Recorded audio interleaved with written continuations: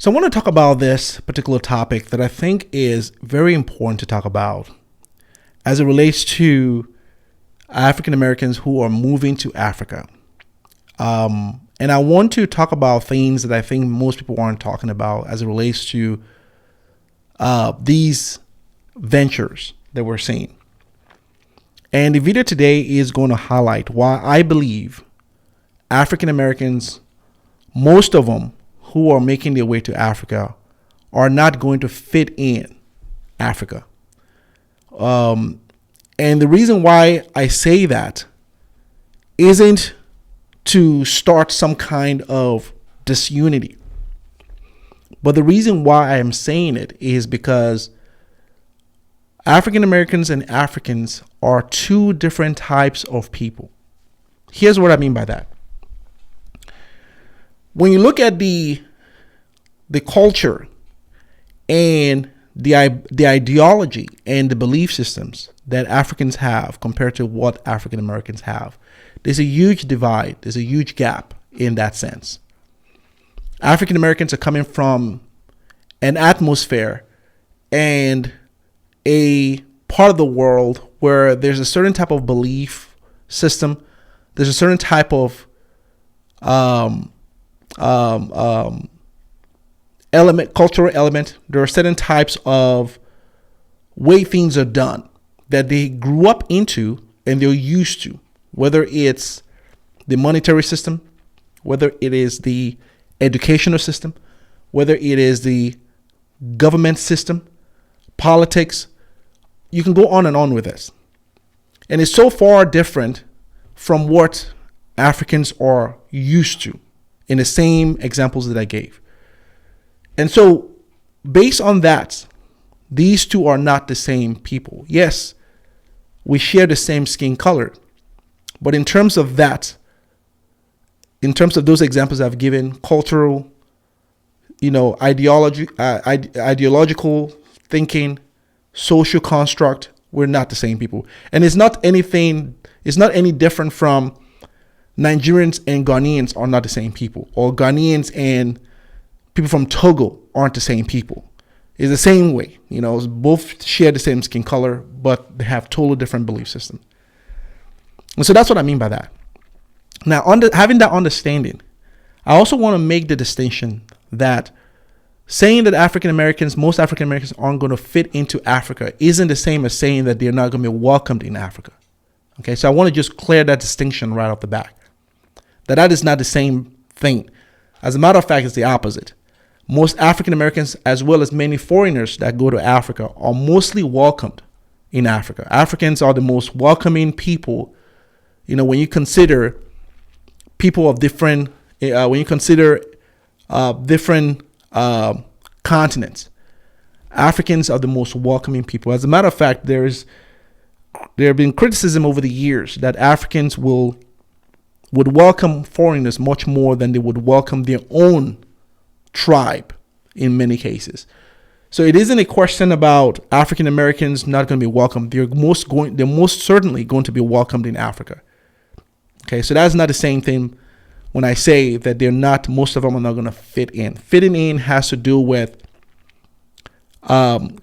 creating a home and having a sense of belonging or equity in a particular place. That's what I mean by fitting in. So I want to highlight this, and I'm going to use a series of examples to help you understand what I'm talking about here. So let's get into this. So one of the key things that I want to talk about is make the distinction between the African Americans that are leaving that we're seeing, as well as the African Americans that are not going to Africa. Because believe it or not, while the allure and the excitement of going to Africa might appeal to a lot of African Americans, it doesn't appeal to also other African Americans. So there are three classes of African Americans, and I've talked about this in a past video of mine. There are three classes of African Americans that you would typically find. African Americans in the United States make 13% of the population, at least according to the 2020 census. Of these 13%, they are divided into three classes. The first class would be your high net worth individuals. These are a few percentage. If I have to give a percentage on these ones, these are 20 percentile. So within this high net worth individuals, we're talking about celebrities, artists, business owners who have managed to carve for themselves a successful lifestyle and have differentiated themselves into a high net worth category. So these are very, very small individuals. This is probably 20% of the 13% population. And then the majority of African Americans fit into your working class individuals. So here we have, your average 8 to 5, 9 to 5 working class individuals who may or may not have college degree, but they are the active workforce in the United States who are actively working at a 9 to 5, 8 to 5, a job in the United States, who earn above the poverty line. So what I mean by that is individuals that are earning 40,000, 50 and upwards fall within this middle class belt of African Americans. 60% is what I would probably give that category. So the percentage of African Americans in the United States, majority of them make this class of individuals. And then you have the third ones who are your 20 percentile, unemployed African Americans. Again, I'm giving that 20%. These are those that have dropped off the job market. They're not actively working. They're mostly reliant on government assistance to support their livelihood.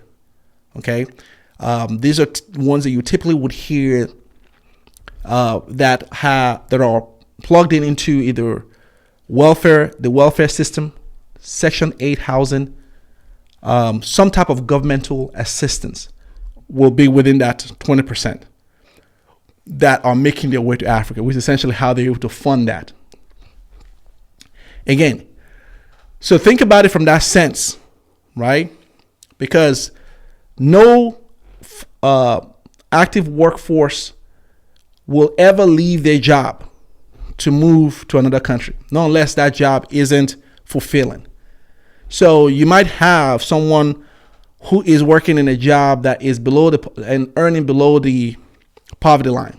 So when I mean below the poverty line, you have, you're earning less than $30,000 a year or $20,000 a year. That's below the poverty line. So the only person that would leave a job, an active workforce, and move to another country would be someone that falls below the poverty line. So within that 60%, most of those individuals within 60%, we're talking about those that are making 40, 50, 60,000 upwards. The likelihood of anyone leaving a job that is a $40,000 job to go to a country or go to a continent where they have seen on TV imagery and information that doesn't look so flattering to what they currently have, it's slim to none. The likelihood of that happening is it's slim to none.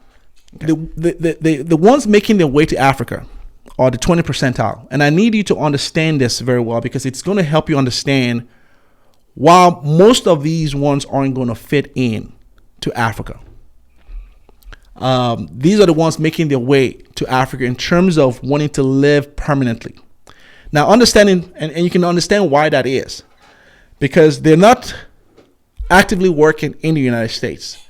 And most of them are living off government assistance. And so the idea for these ones, is that the checks they're getting from the government can go a lot further if they move to Africa and they can make a better life for themselves in Africa than what they have in the United States, which is why you're finding these are the ones that are making their way to different part of Africa: Tanzania, Ethiopia, Ghana, Kenya, Uganda, and so on and so forth. Okay, so these are the ones that are going over there. Now, it's very important that you understand it from that part, because what I am going to go through, the points that I'm going to go through throughout this video, will help you understand why most of these aren't going to fit into Africa. Yeah, here are the points. There's an ideological and cultural difference that would plague the relationship that most of these are going to have. Most of these are going to be measured by African locals, are going to be measured up with the same standard that myself, other foreigners are measured by. What do I mean by that? So when I go home, there's a certain type of standard and measurement that I am looked up at, they look at me at. I am expected to have certain accolades. I am expected to have a certain type of achievement. And I'm expected to have a certain type of level in society than what most people in Africa have. So I'm not going to go back home and be asking my parents for money. I'm not going to go back home and have my uncles and my aunts cater to me. You're going to be shunned and you're not going to be respected. Because there's an investment that's been made to most of us in the diaspora. There's an investment that's been poured into us. A lot of us come from very humble beginnings, very, very, many come from a very poor background, and their parents really scraped the last bits or the last type of money for them to be able to go to study in either the United States or in England. And so the expectation is that you're going to be a great investment, and what they poured into you should result into a successful outcome. So that's why most diasporans, when we are here, we work our butts off to achieve, because we know the struggles and the sacrifices that a lot of our parents had to make to bring a lot of us here. And that's for those that migrated here. Even those that were born here to African parents are measured up against that same standard. So think about it. When you have African Americans that are going to Africa from here, there's an expectation that you're coming in from the United States, from the West, from England. So people are going to measure you up by that. They're going to put you on a pedestal. Certain type of accolade, education, thinking, creativity that you're going to be expected to have. Now, if you are living on government assistance, making your way to Africa, many of what we're seeing is that there's an entitlement behavior from a lot of these individuals that are going to Africa, asking for some type of a handout or some type of a easy access, which is a lot of what you're seeing, because these are the ones that are used to getting governmental assistance. We're seeing what's going on is that most of these are going to Africa, asking for a red carpet, treatment, royal treatment, because they believe they are owed something. Okay, they believe that Africa owes them something, and the rhetoric you hear from most times from a lot of these is that you sold our ancestors into slavery, so now that we're coming, we are owed some type of restitution for that. So there's a mentality that these ones are taking to Africa and expecting that is such that it will be taken care of in Africa. You've often heard on the internet, and you hear a lot of the rhetoric from a lot of the African Americans that go to Africa, that Africa needs to give us a free visa, Africa needs to roll out the red carpet, Africa needs to do. So there's this rhetoric you're hearing.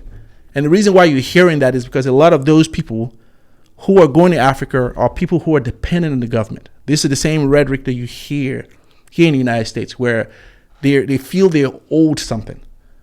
Everyone's got to pay because, their ancestors went through slavery. You would think they did that. They went into slavery personally. You would think that these sets of individuals were slaves themselves. And they're taking that and will take that to Africa and are asking for things that are supposedly owed to them, which there isn't, right? So there's that mentality that you're going to find, which is what you're seeing now going on. And so that puts me in my next point, is that in Africa, most Africans don't operate and carry the slave story around. You're not going to find too many Africans that you'll walk up to and ask the slave story, and they'll tell you that. They don't know the story. They don't walk around with it. Not because they're not empathetic to the story, or they don't know their history. It's because it's just not the fabric of what the society is bred on. We don't carry that around, because most Africans understand that was something that happened hundreds of years ago, and they were not part of it, and so they don't walk around with that stuff on their shoulders. And so it's creating and it's going to create a type of baffle when an African American here goes to Africa expecting to be catered to because of slavery, and most Africans are going to look at that. It's going to be a disconnect with that, because with African Americans, the slave story, it's a repetitive thing that you hear more and more. It's a story we see in the movies. It's a conversation that's thrown around. Most African Americans carry the slave story all around all the time. It's become even a crutch. That where there's a percentage of African Americans that feels they are owed something, even while none of them were slaves, none of them have ever been worked on a plantation. But there's this sentiment that they are owed something because their ancestors went through slavery. Now, I'm not here to debate or talk about the reparations conversation. That's not what this is about. But what I'm saying is that type of talk and that type of thinking going to Africa is going to create a cultural divide, because most Africans don't operate that way. And so the percentage of Africans Americans that go to Africa with that mentality are going to quickly realize that is a conversation that they aren't going to get too many people buying into that. As a matter of fact, it may even offend a lot of people when you bring that up, because most people understand that was a horrible thing that happened in history. People in Africa, that was a horrible thing that happened long time ago that none of them were part of, and don't even carry that along with themselves. So that's going to be a huge disconnect in terms of that. Now, the other point I want to make is that most African Americans that I've seen and I've heard of and I've watched in terms of either blogs or YouTube videos tend to go to Africa and stay within themselves. Create a kind of cocoon, silo within themselves. And I think that a lot of it has to do with the fact that they realize that they have nothing in common other than the skin color that we share. They have nothing in common with the locals. And so a lot of them tend to really stay within themselves and isolate themselves from the citizens of whatever country they're with. And what that creates is a barrier that sort of gives off this impression that they are foreigners from the locals. They tend to see them as, okay, these are the others, different from us. And what that creates is an issue when it comes to pricing, when it comes to business dealings or opportunities, because it opens a type of situation where one might be taken advantage of. You know, if someone sees you that you're not one of them, you're going to open yourself to scams. You're going to open yourself to being treated differently. And that is not the way to involve yourself in a society. You want to go into a place and you want to blend right into with people. It's the same way when we come to this country. When I came to this country, I didn't just come in here and hang out and hung out with Nigerians. Yes, I had Nigerian friends, but I made it a point to really kind of blend into the American culture, which is how I've been able to succeed and become successful and really earn the American dream. And I think that that's what most people do. You go to a place, you make sure you make an effort to really blend right in with wherever you go. That's how you're going to achieve success. But what we're seeing is that many are isolating themselves, and they're going with this colonial mindset. And it's quickly being realized by a lot of the citizens from different African countries that, okay, these are the others, and they're not trying to assimilate with us in most things. Okay, we're not talking about when you go to the market and you find that they're walking around the street. We're talking about in terms of really making an effort to be part of the society. And so what that is creating is less opportunity, a godlike mentality. It's what that is showing off. It is also exposing yourself to a potential scam because you're seen as the other. So that's going to cause not fitting in terms of that. And then last point I want to make on this is the point I started out earlier on, which is that African Americans and Africans are two distinctive people. They're not the same. And what I want to clarify with that is that there has been time have gone by, and time has really created a lot of the different type of way we all grew up. Right? There's a different type of ideology. A different type of way of doing things, a system of practice, religion, cultural different tribes that African Americans don't have.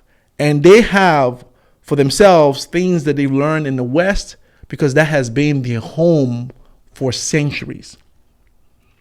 And so to not have the melting of these two, there's going to be initial friction, which is undoubtedly going to cause tension, and it's going to perhaps cause conflict in certain aspect, which we're seeing today. We're seeing certain places now really push back at a lot of African Americans. We're seeing a lot of people really express a lot of not so positive feelings about certain African Americans in their country, like in Tanzania. We're seeing it also in Uganda. We're seeing it also in Kenya. There's little pockets of these things starting to rear its head, because it's not to say that African Americans are bad people. It's not saying that. It's just saying that there is a behavior and an expectation that one is coming with that the other is pushing back at, saying that I don't owe you this. You get that? And that is the part that I believe. This is a purely opinion piece, that African Americans most of them aren't going to fit in to Africa. Now, most isn't an absolute.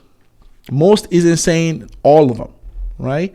Because there are African Americans who have made a home in Africa. And when you look at the behavior and the attitude of most of these, it is different from the attitude that you're seeing with a lot of the ones that are coming in, the 20% that I talked about that are coming in. The attitude of most of these that have made a home in Africa, first of all, they've been there for years. When you watch them and when you hear them talk, most of them sound almost African. They may still have their accents as African Americans, but they've picked up and they talk more like the locals, and you will almost not be able to distinguish between themselves and the locals. They've taken the time to really assimilate into the culture. These are the ones that are succeeding there. And there's been an effort and an investment that these ones have put into themselves, as well into the place that they are in, that have earned them the trust as well as the confidence and the buy-in from the locals, which is why they're succeeding over there.